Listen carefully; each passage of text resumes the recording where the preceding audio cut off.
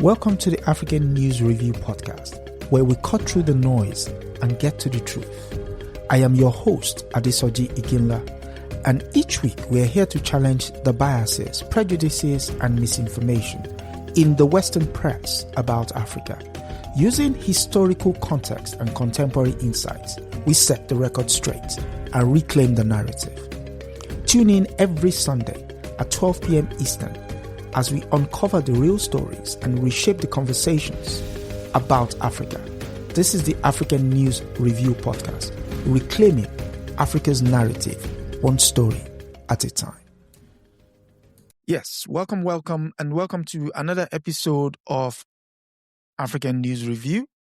I am your host, Adesoji Iginla, and with me as usual on my esteemed panel, beginning with Fubara Eneli Esquire, author, Kwanzaa Celebration, host Rethinking Freedom 98.5 FM, Killeen, Texas, co-host Women and Resistance, co-hosts Griot and Books. Welcome, sister. Thank you so much. Our comrade is our very own comrade Milton Allimadi, host Black Star News, author of Manufacturing Hate. And yes, welcome, comrade. Asante sana. Thank you. And of course, they should be checking him out on WBAI. Yeah, yes, on Tuesday, 3 p.m. Eastern Standard Time. Thank you. So, as we normally do, let's go around the houses. News from where you're at, please. Sister? I think we're all going to be talking about the same news story today. Go on. Is Bibi Netanyahu dead or alive? What is going on? Comrade wants to jump in? It's unusual for somebody who wants to have a say on everything in the world not to have had a say for quite a few hours. So that is unusual. Would it change the trajectory of this war? Probably. I think he has a peculiar hold on Trump that he did not have on Biden, even though Biden, of course, on Obama, right, or any one of those, yeah, right, because he's been there for a very long time, too. Very long time. A very long time. So, ironically, if that is indeed true, it might hasten the end of this war. And of course, it could raise other intriguing questions as well. Was his security compromised? I mean, we are speculating. The guy could show up this afternoon, right?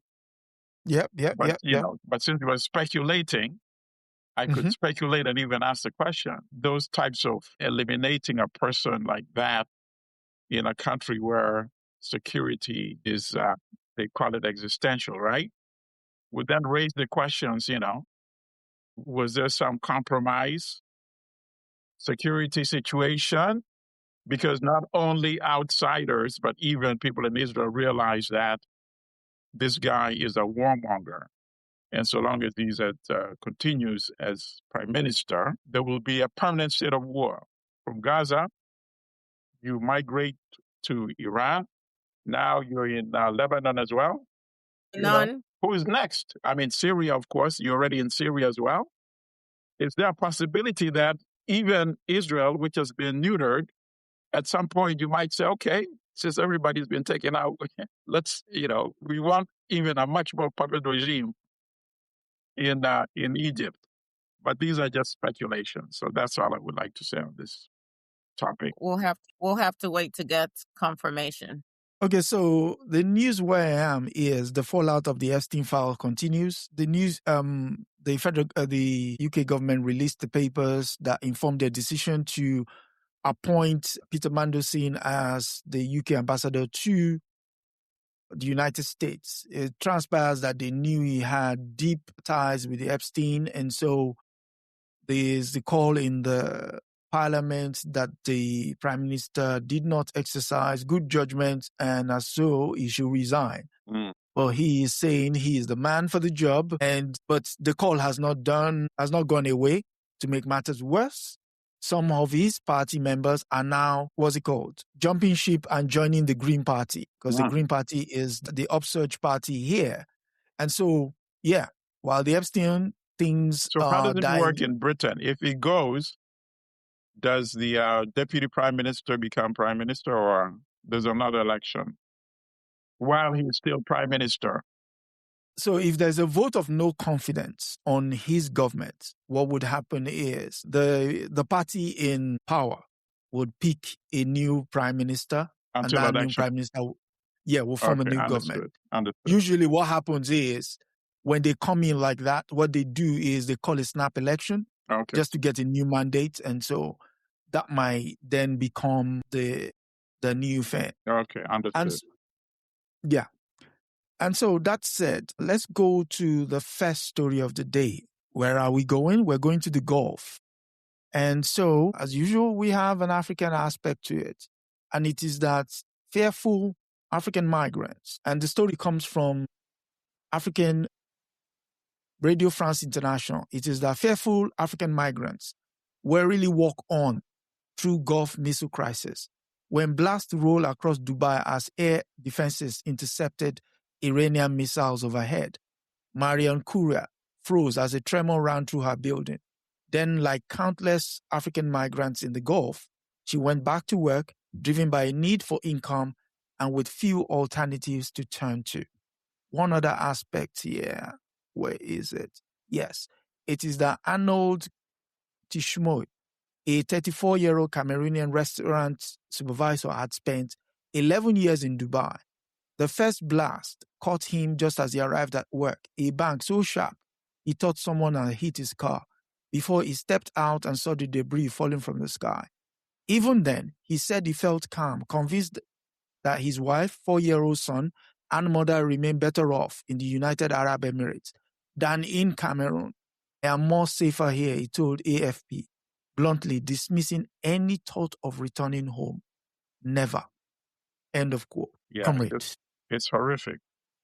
It's horrific on many, many levels, because first of all, a lot of these young sisters and brothers endure so much just to get to those locations, depending on which route they take. Along the way, many never make it. Some die in the desert. Some are kidnapped and their families have to pay ransom. Once they get there, the ones that are lucky to get there, they're subjected to racism, torture, sexual assault. So many traumas. And then their passports are taken and withheld, meaning they can't just even escape when they're enduring all that trauma. And they're not paid if they don't work. So now this war, if they can't go to work, it means they're not earning any income. These are menial jobs that you're not getting any skills, right? So you could work there 10, 15 years. Yes, you're remitting money, and then money is very valuable. Obviously, otherwise they would not be there and enduring all that torture and abuse if it was not for the love of their family and relatives home that they want to sustain.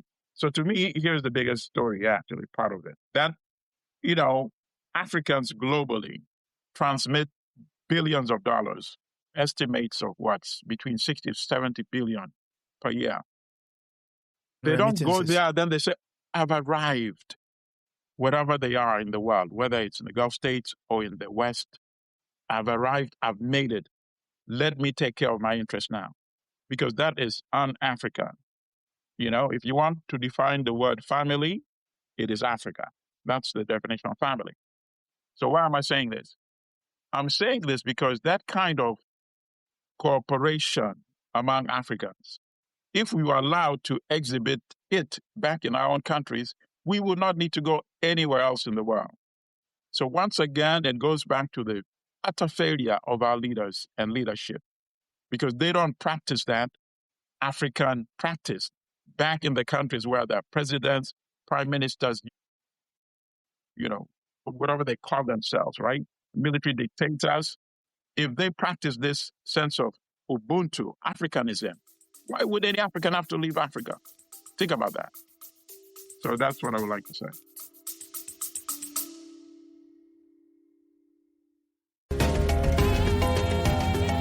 Just taking a quick break here on the African News Review podcast, but don't go anywhere. If you're enjoying our deep dive into the real stories behind the headlines, make sure to subscribe so you never miss an episode. Every Sunday at 12 p.m. Eastern, we're here to debunk the myths and bring you the truth about Africa. Want to help spread the word?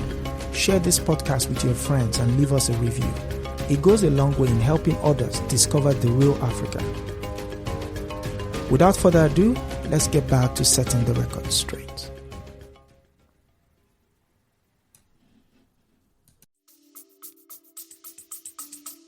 To buttress some of the points that you made, a good quarter of my income monthly goes back home, goes back to Nigeria to help out different ways, whether it's with the library or the school or some families that I'm supporting or some people that I'm putting through college right now. Absolutely. So yes, that is definitely a major part of my budgeting.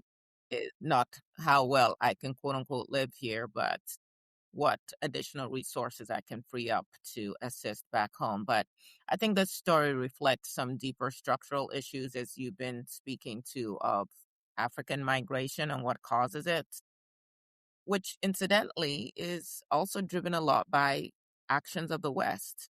When we talk about IMF and these structural without a doubt. austerity measures and all of that require cuts to healthcare, cuts to education, cuts to any social services that can actually uplift the people. It speaks to labor dependency, and that I think is just a fancy word for another form of slavery / sharecropping, if you want to call it that. And certainly just this deepening global inequality. And so, from this article and from my lived experience, for many Africans really that are living outside of Africa, like really identifying that going home is not economically viable. If there's already a high unemployment rate, unless you have the resources, let me look at my situation, unless I have the resources to go and create to help build a business that is going to be viable there, in which case I'm self-employed and then I'm able to employ other people. What business do I have going back to put additional burden on the system? Like, how am I supposed to live or raise my children, right? And so the fact that employment options at home remain limited, that's an issue. Of course, in areas that are unsafe in terms of security issues, that's a whole other conversation that we could be having. But what we're seeing here mirrors post-colonial dependency, because you see African economy shaped by colonial extraction. And then now these structural adjustment policies could have been put in place that kept workers at home, but instead they're forcing people out because they cannot make a living. And so when we talk about foreign labor, African foreign labor in the Gulf states, roughly speaking, we're talking about close to 1 million sub-Saharan Africans just in Saudi Arabia alone. And this very much mirrors what we saw historically, Portuguese forced labor in Angola and Mozambique. The British and French African labor mobilized for war or industry. And we are also seeing that, of course, with Russia. We just covered that last week. Right. And then you can even go back to the Indian Ocean's historic African domestic maritime labor route. So it's still this idea of we can come to Africa and extract what we need, never make these people citizens. They're always that underclass, right? And to the point of that comrade was making, that passport control system, it's called the kafala system. And what they basically do is the employers hold the passports, and the employers have to give you permission to be able to go get another job within the same. So if you even, let's say you're in the night taking some coding classes or doing some other things to improve yourself, and you now try to get another job, that person who holds your passport determines whether you can leave or not. Think back to sharecropping in the United States of America. We keep seeing these systems show up, different names, but basically the same ability to control people. It's a modern system of bonded labor. That is what sharecropping was. And when we look at the prison industrial complex in the United States of America, it's still, how do we make laws, incarcerate as many of you as we can, and then we hold you hostage. You have to do what we say. And so here we are again, caught in a conflict that is not of our making. And we're going to see, we saw when the Ukraine war broke out, we saw those videos of Africans who couldn't get out. They're standing fine, and then they push them out because, again, no humans involved. Of course, African countries do not. First of all, how many African countries have their own consulate? No, not just consulates, and I don't know how well they're staffed. But let's talk about the airline industry. How many African countries now still have their own airlines? Well, first of all, even if you, they yes, should. please They go should ahead. actually support Ethiopian Airlines and let Ethiopia become the carrier for the entire continent. It's a profitable airline, you see. But go ahead. Well, Finish. egos won't let us. The same That's the reason problem. why we didn't have a United States of Africa. So even if you had a forward-looking president who says we need to go and extract our people, with which airline? You're going to have to, and you know our people, unfortunately, they would rather talk to Lufthansa or British Airways than go to Ethiopia Airlines to say, we need your help. So we saw this with African seafarers who were left stranded in global ports. We saw it with the Africans who were in Ukraine. We are often excluded from any international evacuation protocols because no humans involved. So, and then what just strikes me the most is just, again, the silence of the African state. Like, what do our African leaders ever sit and talk about that brings about change? I'm being a little facetious here. We know that there are some conversations happening, but our dependence on all of these foreign nations causes us to just be quiet. And for those of you who want to get almighty and righteous, same way many of us as individuals, because of the little paychecks we get from our jobs, we look the other way when we see injustice. We don't unionize. We don't try to agitate because it's like, hey, I don't want to jeopardize this little check that I'm getting. And so we keep coming back to the same things, it seems. Like we need a new cadre of leaders who think differently, whose minds are not as colonized, and who can really drop the personal egos and look at across the continent African unity, especially amongst those sub-Saharan African countries, because it looks like the ones in the north consider themselves more Arabs than African, but that's a whole other conversation. But yes, I'm praying in the meantime for my brothers and sisters who are stuck in very precarious situations. And I'm just hoping that, as usual, God and man, because we human beings, we have agency, that we will continue to find ways to survive in spite of.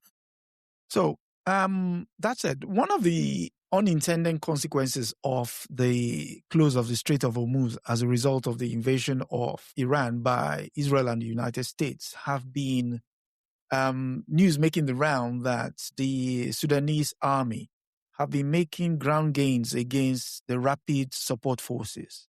And so the question then is, what happened?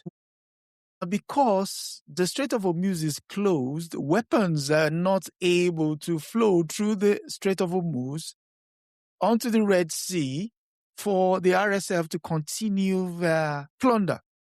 And so we've been seeing news reports that the Sudanese forces have been capturing ground, and in some cases, people have been surrendering. The RSF forces have been surrendering to the Sudanese army.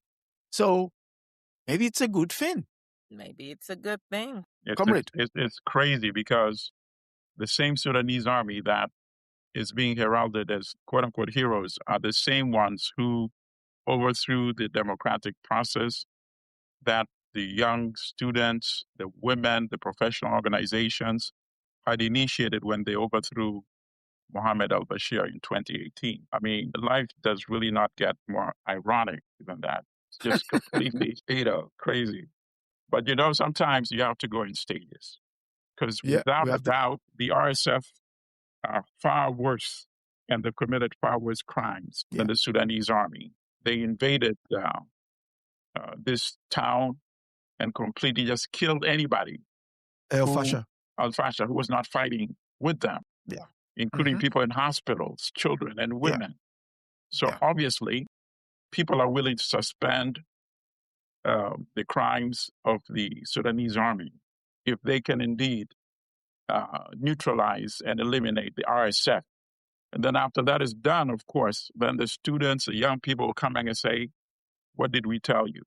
And perhaps this time they will have a process that could go on the way. Okay. Speaking of having a process, it seems as if the African countries are now replicating what is happening in the Northern Hemisphere in terms of surveillance. And so for that story, we go to The Guardian and it reads, evasive AI-led mass surveillance in Africa is violating freedoms, warns experts. Countries across the continent have spent more than $2 billion on Chinese tracking technology that is not necessary or proportionate.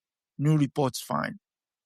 The rapid expansion of AI-powered mass surveillance system across Africa is violating citizens' rights to privacy and having a chilling effect on society, according to experts on human rights and emerging technologies. At least 2 billion, 1.5 billion pounds have been spent by 11 African countries on Chinese-built surveillance technology that recognizes faces, monitors movements, according to a new report. This, for me, this story has two angles, but I'll allow you guys go first. Comrade. Sure. I mean, at the end of the day, I like the people that wrote the report critical of it, including some Ugandan activists as well. So I have to say, I like that people, civil society, not just standing back and not doing something. You see, they're also being proactive. So that is a very good sign, number one. Number two, I suggest that they take it to the next level. They should actually start hosting annual conference, even twice a year, if need be. They could do it digitally, they could do it in person, because that's where they can share information and teach each other how to counter some of these actions by these regimes in African countries. You said the figure of 2 billion. Can you imagine how many clinics could be built with that money? How many students could be put through school, a university with that money? How much you could do with that money in regards to infrastructure? It's just amazing. It's consistent with the fact that we have, as I keep saying, these fictitious states in many of these countries where the government does not represent the people or the interest of the people. They have no connection to the people's, they're not advocating the people's interests. You only do that when you're terrified that you're going to be deposed by the people. And that's why you're so afraid. And that's why you're spending so much money, not on uplifting the welfare of the people, but to spy on the people to find out how they are planning to get rid of you, you see? Okay, so that's what I wanted to say on that issue. Sister. Okay, so y'all might get tired of me on this one. I'm going to go back to my chicken and the fox and the snake. Chicken have some internal issues going on. There's a couple aggressive roosters in the bunch. And dissidents. Maybe a recalcitrant hen. But anyway, you go and you talk, you have a conversation with the fox and the snake, and you say, we have this chicken that are causing some issues. And then you allow them to sell you on a surveillance system that you borrow money from them for. So you are acquiring more debt, not to address your issues. Because in the meantime, some of these chicken, they're not producing eggs as well because they are not getting sufficient food. There are other issues going on within the coop, right? You don't address that. You go and borrow money. You're borrowing money from the fox and the snake to buy surveillance equipment that is run on technology that the fox and the snake control. And all the data that they get goes to their control center. They decide what they're going to tell you the chicken that just used the resources you could have used for feeding or addressing your own issues, you've taken out a loan. You've indebted yourself just to give them direct access to, so this is when they sleep. This is what they do. This is the stronger one. This is that. And then they have all of this data on you. The snake and the fox, you've given them carte blanche. And you wonder this is going to work out how for you? So it goes back to, again, colonial administrations built extensive intelligence networks to monitor, to suppress uprisings, to ensure that they could stop labor strikes, that they could undermine nationalist movements. We saw it here with the Black Panther Party. We've seen it with SNCC. We saw it with LCA. The entire civil rights movement was infiltrated top to bottom. They've got the Alphabet City, right? British District Intelligence Officers in Kenya, French Services Special in North and West Africa. The Portuguese had their PIDE police in Mozambique and used informants to telegraph and intercept information and to control the population. Nothing has changed. What they've done now is take it up a notch because so many people, even poor people, now have phones in their hands. Have we learned nothing from what did Israel just do? Blowing up pagers everywhere? In Lebanon. So these AI-enabled cameras, all these biometric IDs, getting into bed with Bill Gates so that he can inject chips into our babies. And for what? These people are collecting all this data that we don't even get. Like, we're not even in control of the data. So we should really have some deep concerns about the recolonization of Africa and the very, if you want to, sophisticated way that it seems to be happening now through the digital space. So going into debt to finance your own oppression is a whole other level of stupidity, quite frankly. Again, what would it take? In 2014, they had the African Union Convention on Cybersecurity and Personal Data Protection. This was at the Malabo Convention, I think. What came out of it? It was ratified by only a few states. Then in 2019, they had the African Commission on Human and People's Rights, the Declaration of something on freedom of expression, something along those lines, that basically said, hey, surveillance is unlawful and that there should be a commitment to Pan-African Digital Bill of Rights. And we've done nothing with that. Quite frankly, unfortunately, some of our leaders, if I look at Nigeria in particular, like Tinubu, if I started having this conversation with him, I think his eyes would just glaze over and he will fall asleep. And so I'm very grateful for my brothers and sisters who are sounding the alarm. And each of us now has a responsibility when we go and pick up these phones to do a little research. What is on these devices? There are apps that are being installed without us even being aware of it. I refuse to have a smart TV in my bedroom because if you can talk to the TV and the TV can respond to you, how do I know the TV is not constantly listening and recording me? Okay, you, my guy, might say I'm paranoid, but I know I'm not. And so as dependent as we become on these devices, it also behooves us to maybe use a little bit of intelligence as well. And then for African countries, quit giving your data away to foreign places. They don't mean you well in any way, shape, or form. Yeah. Don't be the stupid chicken. I think we should be talking to African governments. That's a waste of time. I think we should be talking to people directly. So, for example, the example you gave about the phone, that's something that individuals can do individually. The less dependent we are on neo-colonial governments, the safer we are, the more we're protecting ourselves. That's right. Really respect Nyerere. Nyerere never signed an agreement with the IMF and World Bank. But then, of course, Nyerere also started having a lot of domestic pressures. And he said, okay, if you guys think this will work, go ahead, you run the government. And I respect him profoundly more. He could have stayed and died in office.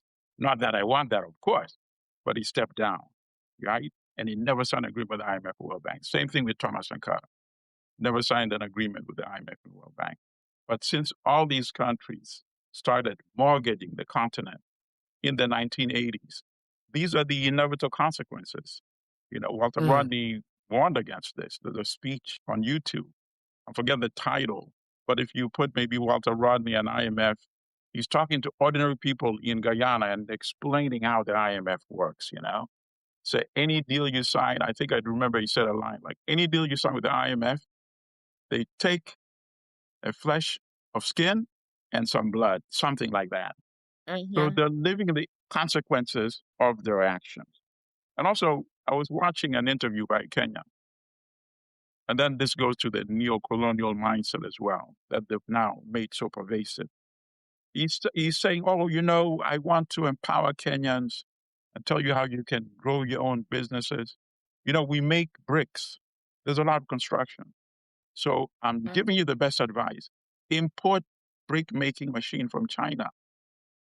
And I'm thinking to myself, why is he telling Kenyans to import brick making machine from China? Well, this is something they should be producing in Kenya. It is mind-boggling to me, So we need to decolonize our people individually. And the ones that listen to us directly, we should speak directly to them. Speaking of speaking directly, one is to the leaders, as if they've not learned the lesson from when China built them the African Union HQ. You will also find out that recently China also donated a brand new spanking new HQ for ECOWAS, which is situated in Abuja. Are you Nigeria. serious? Yes. All paid for by the Chinese state. So again, if you don't learn, they will. So this is a snake bringing a bag of food for the chicken to eat. Okay. There you go. Okay. And so one final thought with regards to what the people can do. There is a news making the round that Samsung phones come with a spyware called AppCloud. I saw that.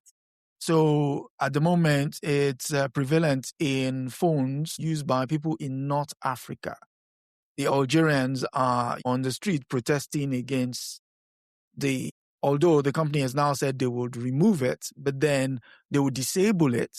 But then disable doesn't mean remove, because it could be disabled, but then yet it's still collecting data. Yeah. So people be mindful about what it is you buy into. That said, let's go for a human angle story. And it comes from Kenya, the comrade's favorite country in Africa. And it is that we now have a new problem. Weight loss treatment booms is what is said, as Kenya's attitude to beauty changes. It is that in Kenya, where being overweight was once perceived as a sign of wealth and success, a drive to shed the pounds is now taking hold.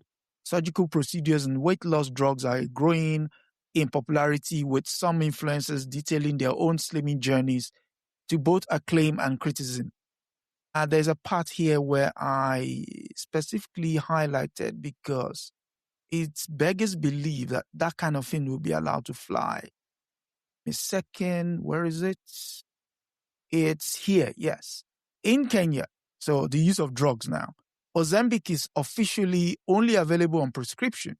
She says, having spent 80,000 Kenyan shillings, $620 or 465 pounds on the drug to slim down.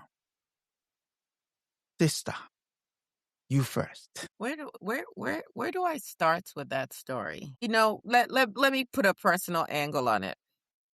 So back in 2018, I went home to do a rites of passage that women in my community are supposed to do. And traditionally, you actually go into a fattening room for 6 months to a year. The wealthier you are, the longer your period. But unfortunately, with, modern day and having to work and so on and so forth, I was only in for 7 days. During those 7 days, they feed you nutritious food. I'm talking fresh fish straight from the fisherman's nets into the pot, all of that. They oil your body. They scrub you with certain herbs and all of that. So all of these spa treatments that we now pay for in other places, like these things are traditional rituals, African rituals. And then after this moment, the extended period of seclusion, you are now brought out, introduced to the community, if you will, and you're dressed up and so on and so forth. Well, I had the two seasoned elders who were in charge of dressing me up. And the first thing that they started to talk about, which they complained about the entire weekend that they had to get me dressed up, was I didn't have enough. I didn't have enough weight on myself. It's like, what is this? All kinds of, like, what is this bone? What is this? What is this, that? Does your husband not feed you? I mean, like, if my self-esteem was bad, those people would have, like, made me want to do something to myself. But the whole time I was chuckling because what they were sharing was a beauty aesthetic of a woman who, I'm not talking about obesity, but a woman who had some girth to her, who had, some flesh on her bones, if you will. And as far as they were concerned, I had completely failed the test. And so in order not to embarrass my family, they put 8 layers of wrapper around my waist before the final one that people see, because they needed to plump me up. And so I say all of that to say, wow, how we have allowed ourselves to forget. Now, there are people, we come in all body types. So there are people who are naturally, I have siblings who naturally have a little bit more weight to them. I've never really been one to have a lot of weight, regardless of what I'm doing. And it's just how God made you. But it's really about being able, it should be about health and not just a beauty aesthetics, in terms of how skinny am I. Because I know people who are skinny who are very unhealthy. And I know people who have a little bit more girth to them who are actually very healthy. And so we used to, African societies, associate fuller bodies with abundance, with stability, with fertility, with economic well-being. And by the way, so did Europe at one time. Right. Remember those pictures of the white women lounging, naked, and they got like nice, tubby bellies and all of that. And then these people come into our community, and through colonialism and all these Western body ideals and all of that, you get into the era of Twiggy, where you are a full-grown human being looking like you're a pre-adolescent. And I'm wondering, to what extent is this even tied into some of the depravity that will bring about the things that we're reading about in the Epstein files, where you want grown women to look like they are 10-year-old girls. Yeah. Okay? So our bodies as African people, and specifically as African women, they've always tried to control our bodies. Think about Sarah Botman, who we're soon going to be covering in Women in Resistance. Think about just all the ways that they denigrate what our bodies look like. And so with these shifting body beauty norms, with all the streaming devices, the overconsumption of Western movies and shows and everything, and from Asia as well, because they have this Korean aesthetic of perfection and so forth. Now you see the diet culture has entered urban African spaces and even the rural areas. Of course, you see the whole fake hair thing, which we've covered. You see the bleaching, and it is really changing our understanding of what a modern African woman should look like. And it's like the closer you look like to some white, blonde, emaciated woman, the more sophisticated you are, or so on and so forth. And so this idea, and then the article highlighted it, influencers using Ozempic, air sculpting, gastric balloons, bariatric surgery. Now, I'm not saying don't do what you need to do to take care of your health, but a lot of these are not really health driven. And then there's another part to the story. Why the obesity now in Africa and amongst the people in urban areas? Because our diets have also shifted. Okay. Instead of eating what we used to eat that actually fed your body, nourished you properly, now we're buying all these packaged items. The high salt content. Starting with the baby formula, which we've covered on this show. They put more sugar in the baby formula for African children than is allowed in the quote unquote Western world. And so we should be addressing this from a number of different lenses, if you will. This celebrity culture, the online comparison, this algorithm driven content. And if I can get more clicks and more views, I can make money as an influencer, and I have to look this way. And then now it's permeated. People are doing BBLs. We want the Brazilian this and we want the that. And I dare say in a few years, maybe not even that long, we're going to be doing stories on the health impact of these get rid of weight loss fast gimmicks that we're using right now, because there's always a downside. Now, please, nobody come for me. If you are under the care of a physician, you've done your due diligence, you know how you're taking care of your body in other ways, hey, go with God. But I'm just saying we shouldn't wholeheartedly just wholesale swallow what the pharmaceutical industries are shoving down our throats. And then imagine how much money Africans are spending on these cosmetic measures, when if you have a heart attack in most of these countries, you can't find a hospital that can take care of you. There you go. There you go. And then who's running the clinic where they're doing all these surgeries right now? The Ukrainian woman. You're right. Europeans who come and again find ways to extract. Let me stop. She did say at the top of the story, in the article, that 30 years ago, there was no business. It was empty, yes. 30 years ago, maybe you actually dealt with infant mortality issues. 30 years ago, maybe you actually took care of the real health issues that we have. And I'm not saying that obesity and hypertension and diabetes are not major issues in Africa right now, but they're lifestyle issues. And it's tied to us abandoning who we were. You know, those 7 days that I stayed in the fattening room, I did gain weight, but I ate so healthy.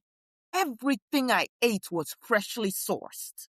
It makes a difference. Nothing came out of a prepackaged box or can. I'll end there. Comrade? All right. So, Sister touched on most of the points, but I think the basic thing is we have to really love ourselves. And there's a lot of that missing. We don't have enough of that. Because if Europeans are able to let you do things that harm you, it means you don't love yourself enough. You don't love yourself enough. So what is the value of your life? Because Europeans are saying, do this, do that. You accept it just like that. So I really fear for where you are at that particular moment. You see? And look, the story mentions, for example, that a Kenyan politician was complaining that people are talking about his weight. So what were people posting? Unfat yourself. Think about that. And it speaks in to an African society. I mean, sister's right. If it's a legitimate health issue, you're dealing with diabetes or obesity, that's one thing. But when you're spending, what is the drug called again? Ozempic. You're spending. Wegovy. What's the other one? I don't remember. They're like $3. You're spending $5,000 when the per capita income in Kenya is $2,300. Just think about that. That's a person that is in a very vulnerable place to me. You see, when you care so much about how people think, if you're saying it's because of my health situation, that's something else. But it's because I want people to see me in a different way. That to me says a lot about the kind of minds that we're producing back home right now. And of course, it's not surprising. I mean, listen, I said in the past, I have students from Mali, from Senegal. These are young students at John Jay who come there, they're 18 or 19. At the end of the semester, they're thanking me for the first time for teaching them about Thomas Sankara and Patrice Lumumba. Just think about that. So it shows you how we are really betraying our children. Fine. I mean, we can't block people from it. I don't recommend that they have access to all these images on IG, right? So everybody wants to look like the people they see on IG. You should have that image on IG and look at that and say, you know what? I like myself the way I am. I really do. In fact, Sometimes when I walk around, I see people that are much more richer complected than me. I feel very envious, of them. That's how you should feel about yourself, really. Yeah. So Yeah. it really begins up here, In the mind. Yeah. But then, of course, and to want to look like you're quote unquote arrived, you're civilized. I can imagine young people, there could be a nice, authentic African restaurant in Nairobi serving non-GMO food from the rural areas, but they want to look like they've arrived. So they would go to a KFC, they would go to a McDonald's, they would go to a Pizza Hut, because who wants to take a selfie in an African restaurant instead of at a Pizza Hut with the logo behind? You see? So that's what I'm talking about. We need to do something to liberate the mind, and then they can take care of themselves, because many of these things, we can't do it for others. You have to be able to take care of yourself. Yeah, decolonize the mind. And Bob Marley, emancipate yourself from mental slavery. Now, isn't it Kenya that we also did a story about, maybe it wasn't on A&R, but there was a story in Kenya about the government having to ban a pill that women were taking when they were pregnant to bleach the skin of their children. Yeah, it was Kenya. It was Kenya. Unbelievable. Look, Google. So again, how are all of these drugs coming into our countries anyway? Like, we need to have some guidelines and all of that. And if they're going to sell the medication, then let's find a way that the government is. If you've got $5,000 to spend on it, let the government get a cut of that as well. That all our money is not just being shoveled back to these I don't want our governments. I want our people to take government away from our government. Yeah, I hear you. Listeners, I hear you. Google Uganda Foreign Minister Odongo, Odongo, and Google his earlier pictures at Google today. I mean, it's amazing. The guy was complected like me, and now he's complected like a European with parts of the skin peeling off. For what? Why? It's painful to just watch it. That sounds like Sammy Sosa. If anyone has seen Sammy Sosa, Sammy Sosa, yeah, exactly. It's ridiculous. Absolutely. And he actually thinks he looks better, which is unbelievable. Mind-boggling. So, yeah, that's we've come to the final story for today. If you're finding value and this is your first time here, do subscribe to the channel, hit the notification bell so that you don't miss any of these wonderful insights from my esteemed panel, of course. And so for the final story today, we go to Al Jazeera. And it is that, surprise, surprise, the guy we warned you about, South Africa has summoned new U.S. ambassador over undiplomatic remarks. And it follows that U.S. President Trump has claimed South Africa was engaged in a campaign of white persecution, which Pretoria earlier ignores. So what was the problem this time? And the problem goes that, where is it? So the foreign minister said, we've called in the ambassador of the United States, Ambassador Bozo, to explain his undiplomatic remarks. What was the remarks? And let me find that for you. And it's that, yes, the chant, there is a chant which is kill the Boer, and the chant has been disowned by many leaders of the anti-apartheid movement and remains controversial in South Africa. However, the country's courts have ruled that the chant does not constitute hate speech and should be viewed in the context of the struggle against white minority rule that ended in 1994.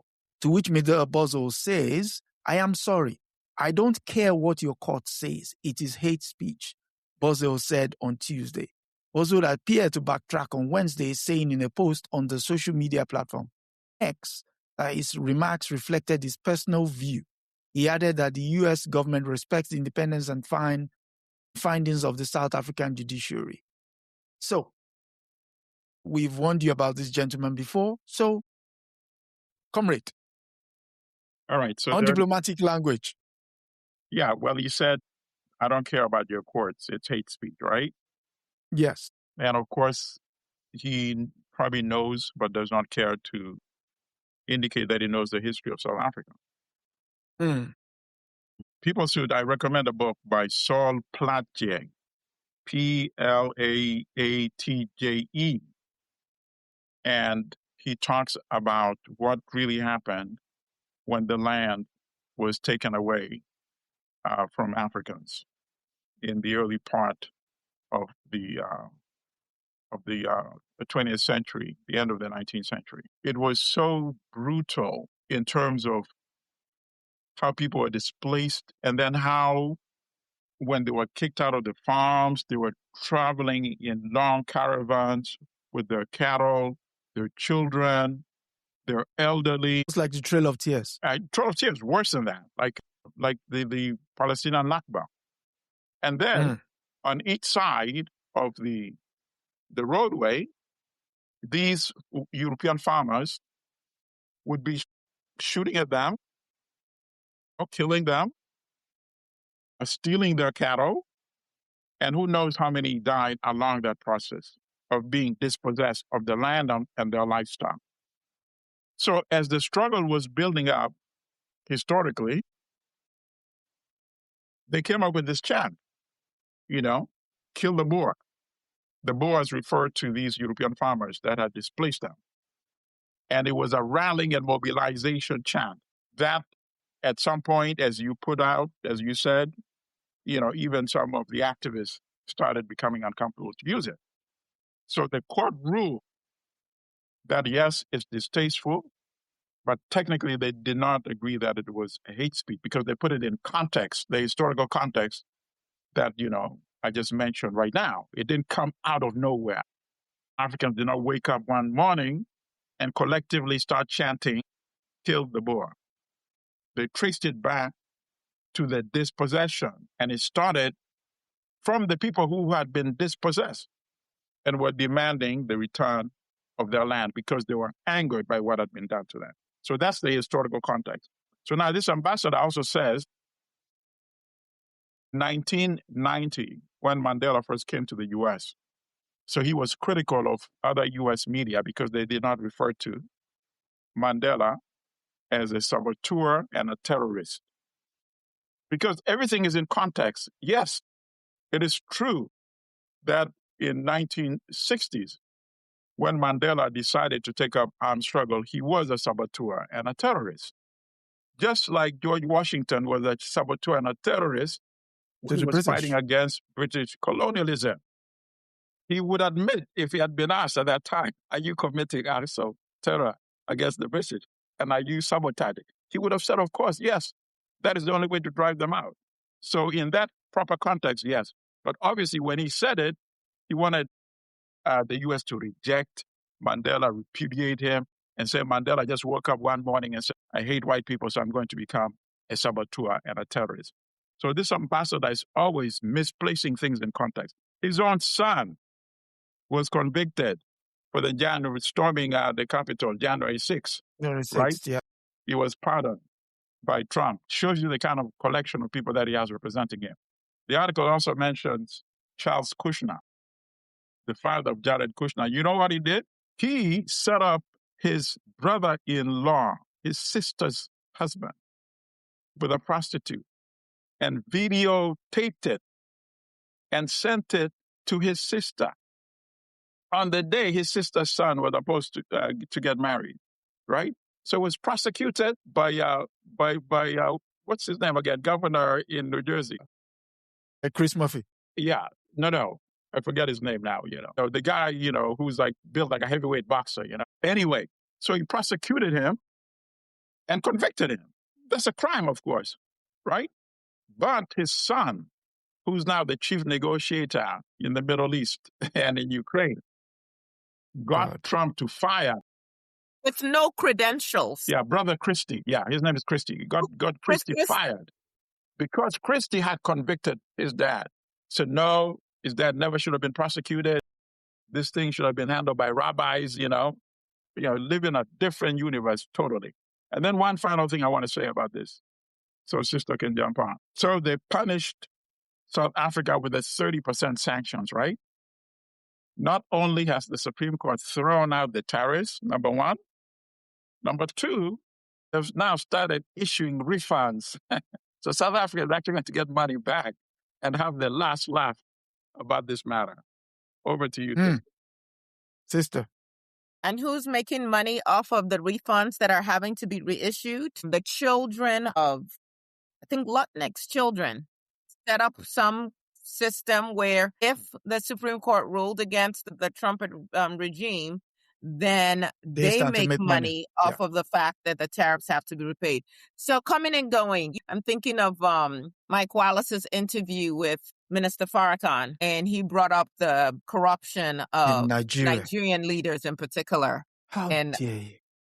And the minister says, Mr. Wallace, it's like, come on, the things that you are complaining about other people are pointing to, you guys do 10 times as much.